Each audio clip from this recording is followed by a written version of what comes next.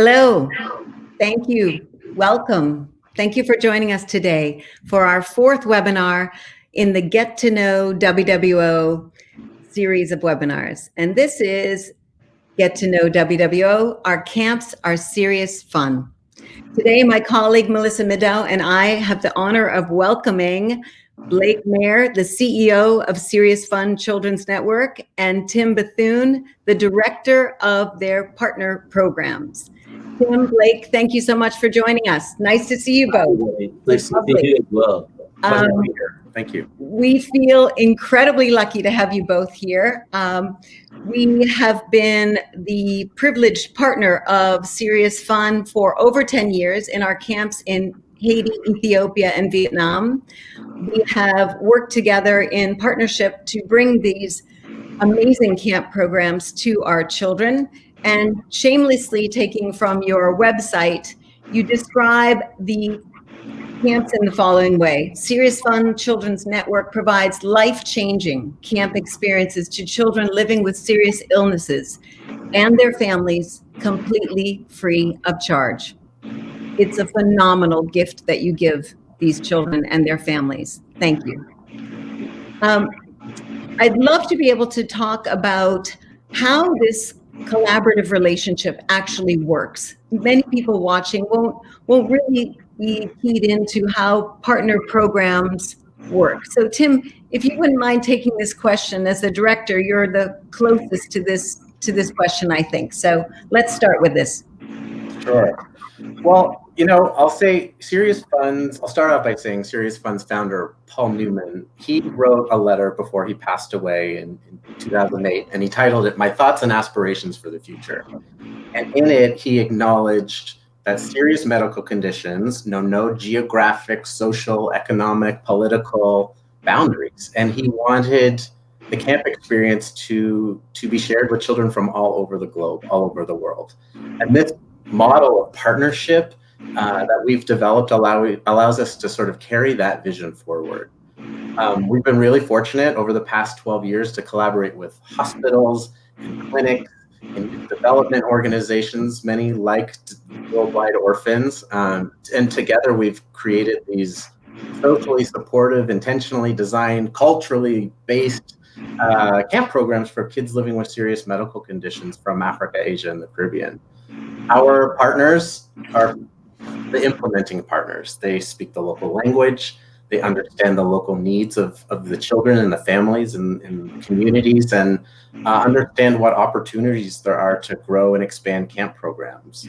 What SeriousFun offers is we are a network. We're a network and a family of camps all across the world. So we're able to provide connection to that network of camps across the globe and facilitate knowledge exchange between those programs over the long term. And we work to solve complex problems. This model of partnership is ultimately, it increases the impact of both of our organizations. And we really believe in that the notion that we're stronger together. Thank you. That's such a beautiful theme, that we are stronger together. And when you said the words that Paul Newman very clearly expressed, that illness knows no boundaries. And man, have we learned that in the last 8 months. So it's so unbelievable to hear those words spoken by Paul Newman in 2008, because he was right on target. Blake, I'd love you to maybe take the next question about, though we have the curriculum that feels and is very SeriousFun, you spoke to the fact that it's imbued with the local culture, the local language, and the connections that you can only get to make something authentically Haitian or authentically Vietnamese by having the local staff create the programs. Like, could you talk a little bit about, is there a lot of diversity in how these programs are implemented on the ground, or do they look very similar to each other in the different camp settings, in the different continents, different countries? Sure. Well, you used one of my favorite words in regard to camp, which is authenticity. That is crucial, fundamental to everything that we do. That this is real, that this is vital to these children. And while I think that each of the camps and the programs is kind of true to its own geography and its own culture, and holds that very close and resonates with that authenticity of its own place. And while they all may look a little bit different or sound a little bit different, what isn't that different is the impact that they have on children, the tenets that they hold close to their heart about inclusivity, medical safety, respect, trust, all of those things that make up this camp experience and change these children's lives. Those are the common thread throughout those. And I think that if a child or an adult counselor went from one place to the other, while the experience would be a little bit different, what they would come away with, the feeling that children live while they're there and take back out into their lives and their communities, is so similar. I'll tell you a quick little story that, I was a counselor way back when at the very first camp. And then I helped open up the first international camp in Ireland, and people said, this is never going to work. This is so different. They're never going to go for this. The kids are going to hate this here.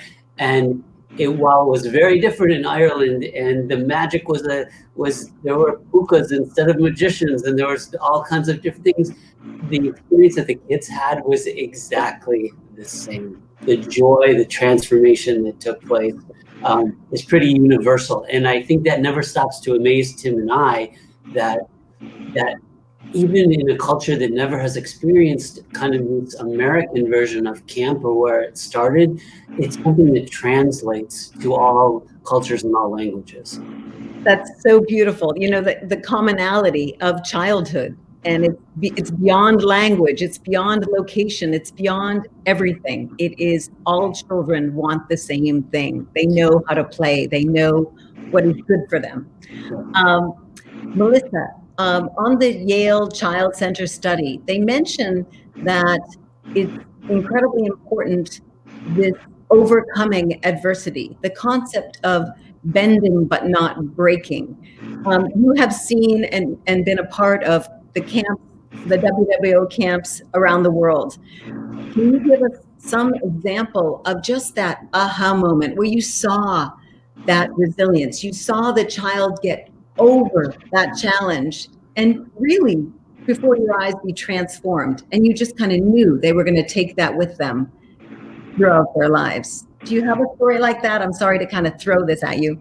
Right.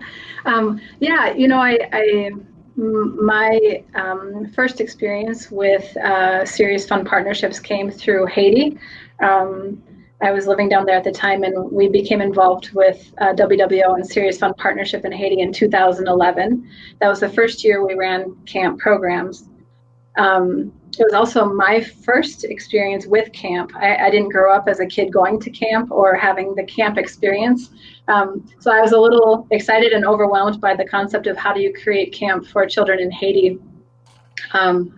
We have partnerships with hospitals in our countries, and we use the hospitals to help us recruit children to invite to camp.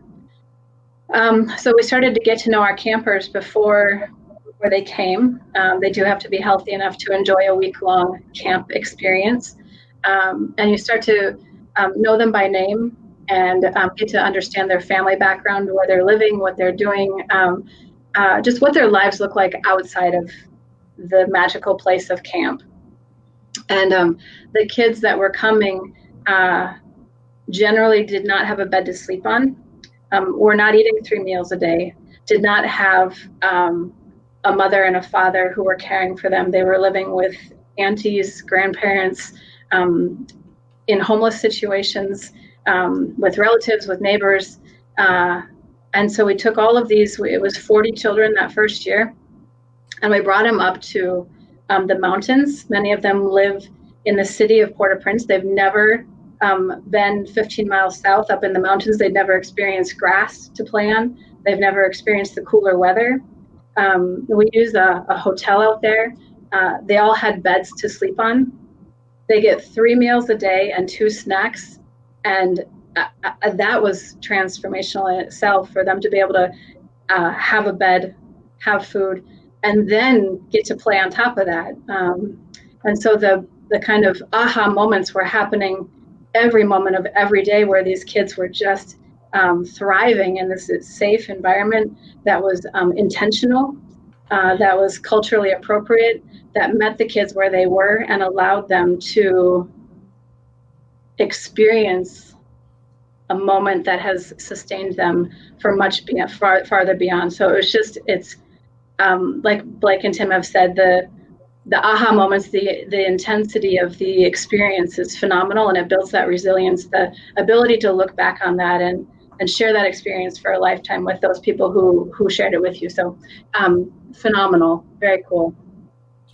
Thank you. Thank you. I wish I were at camp right now. I mean, this makes you really, I didn't go to camp either. I went to one day of camp, but I cried all day. So it was not a SeriousFun Children's Network camp. I was not a good camp. Without a doubt, meeting peers that are kind of struggling with the same, almost the identity that goes around, that's built into having a chronic serious illness, to have children that can look at each other and say, you're just like me, right? I don't have to hide anything from you. What can you talk to me a little bit, Tim or Blake or Melissa, about what that does for a child that has either been hiding their illness or compensating all through their lives by saying, I can't be me because you're not going to maybe like this part of me. And then to meet all these beautiful, wonderful children that have the same illness and feel that common bond. Yeah, I'll start out quickly and pass it around, because I'm sure we all have something to say about this. But I think that there's so much stigma that goes along with illness, whatever the illness is, whether it be cancer, HIV. The children in their communities carry it, and they carry it in different ways in different cultures. And I think that one of the things that you see, I was a camp director. Tim, I was actually Tim's camp director way back at some point. We've gone full circle now. He was a counselor, but I used to describe it as a liberation of kind of their soul, almost, in that what I saw happen, or the way I understood it, it was so many children came in with their illness defining who they were, that their illness was them, and by the time they left, their illness was one part of them that did not define them, and that camp had opened a gateway to so much more of who and what they could be. So that that impact of camp was kind of invaluable in I'll stop there and let somebody else. Thank you. That was really wonderful. Claudia, one thing I thought of when you asked that question is, no matter if you've been a part of camp or not, I think one of the things that is so true to all humans is one of our greatest desires as a species is this desire to belong, no matter what setting you're a part of. And camp is a place that fosters that ability to find your people who are similar to you, who have experienced what you've experienced. You can hear their challenges and their successes and learn from them. It's a place really to foster community. There's this great moment that happens at so many camps across the globe. In Haiti, in Ethiopia, Vietnam, there's this moment at the end of the day called cabin chat, or every country has named it something that is culturally relevant. But it's essentially your group, your cabin, or your small group gets together at the end of the day. It's a moment to reflect, and your group is asked a question, usually from your camp leaders. And it could be a very silly question, or it could be, tell me who in your life is your biggest inspiration, get a little bit more serious. And sometimes some of the campers will pose questions to each other.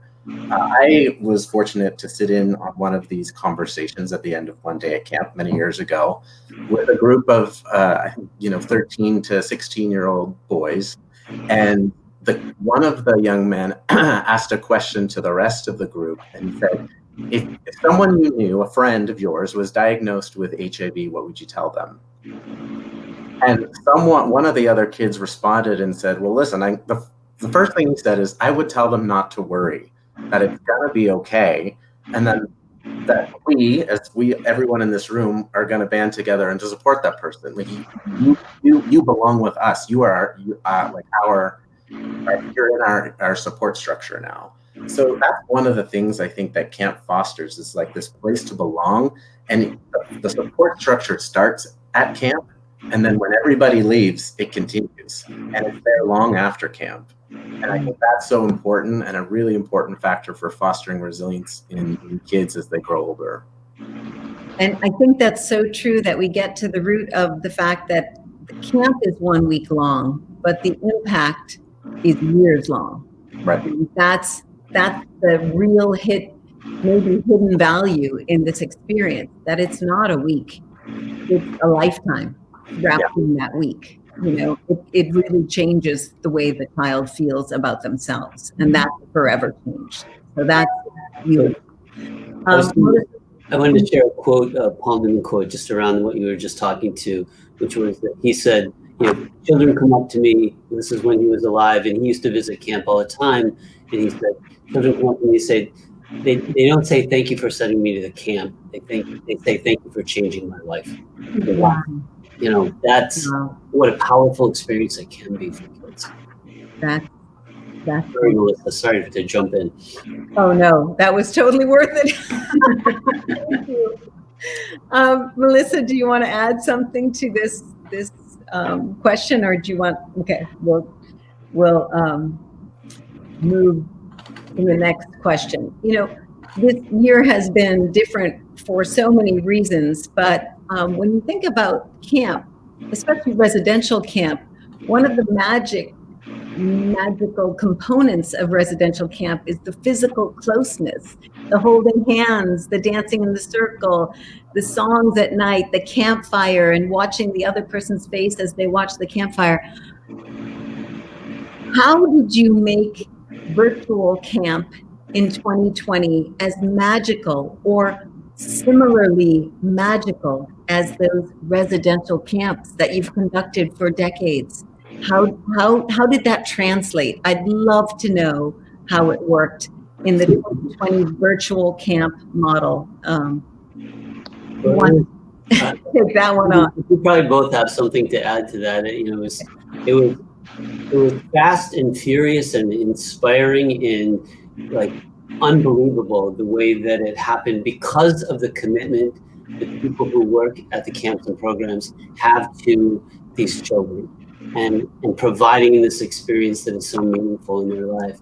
Within days after the first period of the lockdown started to hit in March, camps and programs were already reinventing themselves in a virtual way or in alternative ways that were safe for kids and their families. They were doing, they were streaming live on Facebook. They were running studios. They were having phone calls with campers. They were doing virtual dance parties, the cabin chats that Tim talked about. They were having, some platforms so that they can run activities with kids.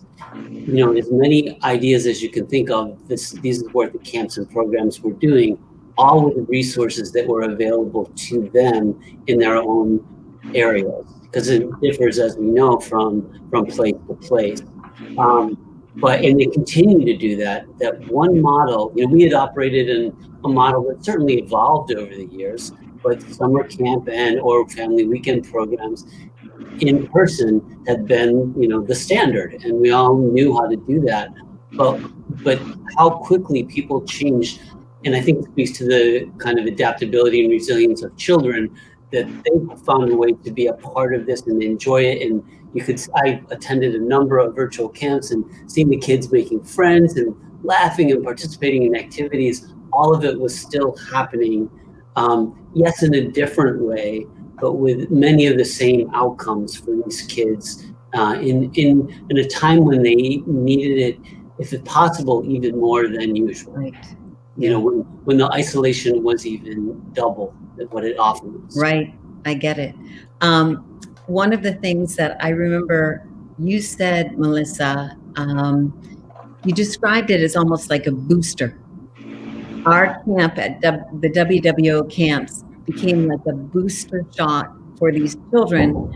The majority of the children had experienced camp in the non-virtual, in the real years of physical camp.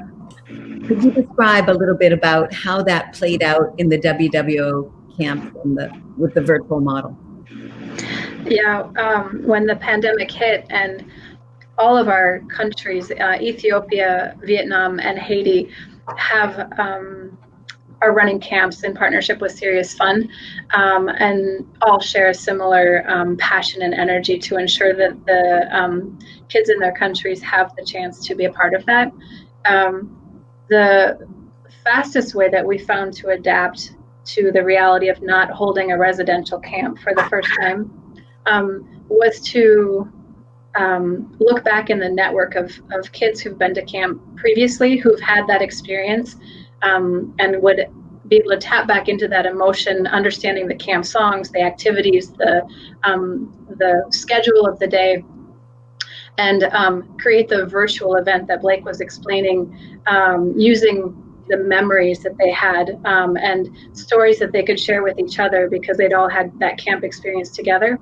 And so while they couldn't be together face to face and they couldn't get out of their own reality for a week, we still had that chance to hold cabin chats via phone, shared activities that all of the kids got to do art projects and then share them with each other, whether taking a picture or doing a video chat.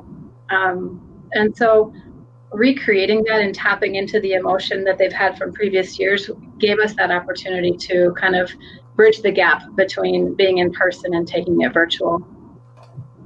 Which was, I thought that was such a great way of describing it, because they had already had the experience. It was like, oh yeah, my favorite song, my favorite dance, the best part of the day. And they were back in it because the memory was so strong and so pleasant about what they had experienced before. Thank you. So I thought that we could talk a minute about wait, here we are. The guidelines. You wanted to talk a little bit, Melissa, about what the SeriousFun guidelines were for our camps and how we followed them and how strict it was. Our focus on keeping the children not only entertained, but really safe and well while they were in the care of WWO and SeriousFun. Can you kind of go through how stringent and tough you guys are on our camps? Yeah, we'll focus a little bit on the serious side of the fun. Yeah, and I'll throw the ball over to Tim for part of this too. There is, to be a part of the Children's Network, SeriousFun Children's Network, means also maintaining certain criteria that we pass every few years to ensure that the camps are safe, meeting standards in healthcare, in food quality, in emergency evacuation, in you name it, name a situation, and there's a policy or procedure around ensuring everybody's on the same path, or it's written out and everybody's been trained in it. We do fire drills. There's ladders for escape. I mean, I don't think, and Tim can tell me if it's true or not, I don't know that there's been a situation that hasn't been prepared for in advance. And so each of our teams are taken through this very, very particular criteria to ensure there's backup plans A, B, and C for getting children to and from camp, selecting children who can come, the parameters around where to hold camp and how to ensure the safety of the children during camp. It's a tedious process, but it also strengthens the team who are providing camp to ensure that they're thinking through every aspect of a child's experience to know that they're safe and they're well received. And I know, Tim, you probably could go a bit deeper into the criteria components of camp. Yeah, I mean, criteria is one program that, like you said, sort of looks at maintaining a certain level of safety. Safety is one of the core aspects of camp, and we want every child, every staff member, every volunteer who comes to camp to know that it is a physically safe space. It is emotionally a safe space. It is a safe space because when people feel that, then they're more likely to feel comfortable to be their true self and to let their guard down and be vulnerable and connect with one another. That's where those deeper connections are formed. So as silly as it might seem to have a policy for all of your cleaning supplies locked in a cupboard, it matters at the end of the day to create a really safe space where we're trying to be really proactive at that and think about things before they happen, so that we can maintain a level of excellence and quality across the globe. And there's so many different ripple effects I think of when I think of camp. There's ripple effects, there's all over. And because of the safety and the quality at camp, one thing that I've seen over the years in many different countries is a lot of the staff and volunteers who come into camp are getting trained in all of these new policies and procedures and building skills and ways to work with kids. And we ran into this beautiful problem where all of these other youth development organizations are hiring these people because they've gotten their certificate from camp, because that's, in many places, if you go to camp and you're trained by the camp team and you've worked with those kids, we know you've got some really great skills that we want to tap into. So there's this coalition of caring adults working with kids who are coming into the program and going back out and spreading that even further in different places. So that's the ripple effect, I think, of some of these pieces that's also really important to touch on. Thank you. You really did a good job making it very, very serious, because it is incredibly serious that these children stay healthy in our care, and they do. So thank you. I think kind of to wrap up my questions, what would you never have guessed was possible in a virtual setting? What did you see and you said, wow, I didn't see that coming. I could not have imagined that would take place in a virtual camp. Does anyone have a moment, or did you hear from any of the directors where this happened and I'm still shocked that it was so powerful, the experience of the virtual camp? Yeah, I can jump in. There's a few things. I mean, I've just been amazed by the ingenuity of camp leaders all across the world to be facing all the challenges that we're all facing, but in different places. It means something in different places a little bit differently. But there's camp leaders who are leading activities over the phone with a group of 15 to 20 kids at a care center, who are living together. They're kids that live together normally. So they're leading activities over the phone, and there's these repeat after me songs, and they're giving instructions of how to facilitate activities. Like, they're not even in the room. It's amazing to me. And I think another story I just heard of the other day from the program that's taken place in Haiti is they've created this great idea of camp in a box. So camp supplies go in a box. There's some basic food supplies that also go in it, with rice, beans, oil. There's masks and sanitation supplies, and you basically get to bring camp home and safety home to your family unit, whatever that family unit might be. These camp kits are distributed at the partnering hospital. And one of the amazing things that I did not anticipate is the kids who are participating in this program to receive those camp kits, they need to go to the hospital anyway to pick up their antiretroviral therapies and medications every so often.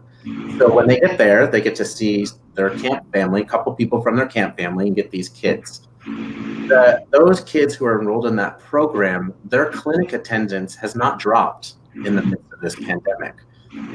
There's some other kids that the hospital just notified us of that they are not part of this camp kit program, but their clinic attendance has dropped. So there's an incentive, this again, ripple effect of camp, but there's a medical aspect to this of camp that in this pandemic, these virtual programs, that maybe I wasn't anticipating as for that to come through as much as it maybe would in our residential settings. Finding it as it was such an incentive, and it made the children say, you know what, I have to go get this medicine. I don't like the taste. I don't like the stigma. I don't like anything, but I have my SeriousFun box waiting for me. So I'm going to go and do it. And it's actually going to be great because I get to bring home this wonderful activity or group of activities. Melissa, do you have anything that's kind of another, actually Haiti was us, so another WWO experience? Yeah, I mean, similar to what Tim said, I think I also saw that play out in Ethiopia, where we have a lot of our kids living in smaller group homes together. And so it was maybe a little easier to facilitate a virtual camp because at least we had 4 or 5 kids living together in homes where they could do the activities together, share the memories, play the games and sing songs. And our staff were either leading it over the phone virtually, or sometimes they would go to the courtyard and kind of be 8 feet away from them and lead activities and do the arts and crafts and things. So again, I think the ingenuity, like you've said, of our teams to find ways to break down any barriers that could stand in the way of reaching the physical and emotional and mental well-being of our campers across all of our countries has been phenomenal to witness. They're committed and passionate and love the kids that we serve. Thank you. Thank you, Melissa. That's what it's really all about. They come and they see these people that are so focused, singularly focused on their joy and their happiness while they're with them. That is the huge bonus of the camp experience, and SeriousFun does it better than anyone else. So thank you all for joining us. I always learn something in these webinars, and you might think, oh, I thought you're supposed to know a little bit about your program. I always learn from these webinars. So thank you for joining us, and I hope the other people that have joined us today in this webinar have learned something and they know more about our camp program and our partnership with SeriousFun. Thank you both for coming and being our guests and our experts today. Thank you, Melissa. And we'll see you all very soon, I hope. Be safe. Take care. Thank you. Thank you. Thank you.